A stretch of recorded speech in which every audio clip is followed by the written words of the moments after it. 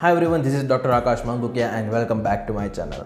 In this video, we are going to talk about the ECFMG pathways. Lots of you have already heard about the ECFMG pathways, but don't exactly know what are they. So in this video, I'm going to explain about the ECFMG pathways. So stay tuned. Before explaining the pathways, let me just tell you what are the pathways.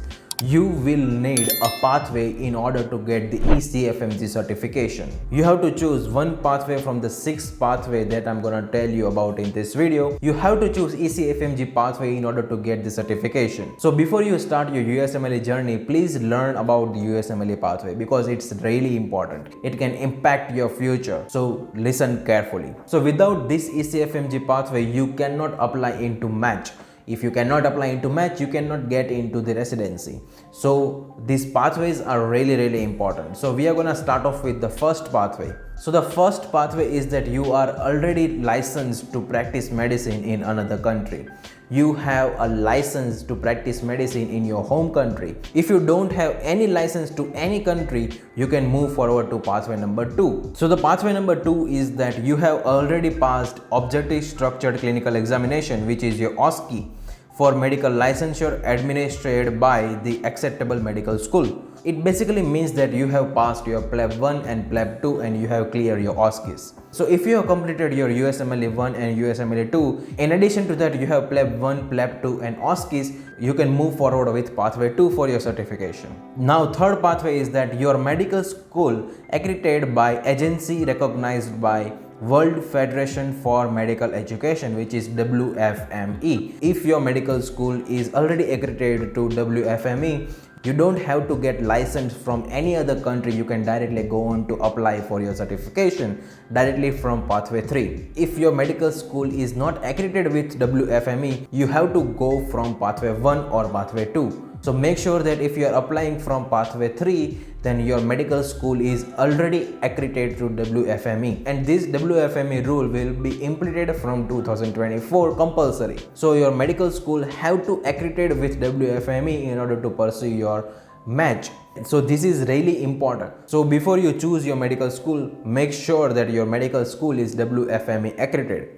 And if not, then you are licensed to any other country, because when you are applying for match, they will need no objection letter, and that letter only medical council can give, so that ECFMG can verify that you are already licensed to practice medicine in another country. So if you don't have license and your medical school is already accredited, then you can go with pathway 3 for your certification. Now pathway 4 is that your medical school accredited by agency that has received a determination of comparability by National Committee on Foreign Medical Education and Accreditation, which is NCFMEA.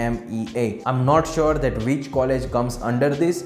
You can see this in ECFMG website only. So if your medical school is accredited with this NCFMEA, then you can move forward with pathway 4. Pathway 5 is medical school issues degree jointly with a US medical school accredited by Liaison Committee on Medical Education. So this is LCME. This is another committee from which your medical school have to have accredited with. If your medical school is not accredited with these 2, you can go for first 3 pathway. Rarely people choose this 4th and 5th pathway because there are so less university comes under these 2 committee. So now you will see pathway 6. This 6th pathway is newly added. So the 6th pathway is applied to those candidates who are not coming under 1 to 5 pathway. So if you are not coming from 1 to 5 pathway, you can go with the 6th pathway, but that has one condition. So the 6th pathway is evaluation of clinical patient encounters by licensed physician in United States. You have to give mini CACS exam, that is called mini CACS exam. In that, licensed physician will take your exam, and those are 6 exam. You have to give 6 mini CACS exam in order to go with pathway number 6.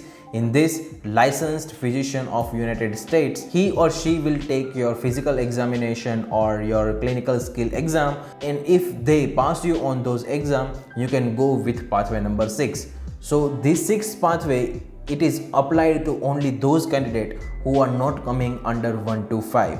So don't worry, if you are not coming under 1 to 5, you can go with this pathway. So I request you guys, keep checking the ECFMG website and be updated on those pathways, because this is really important step. If you have given step 1 and step 2 and if you don't have any pathway, that is not worth it, because you have to apply for residency.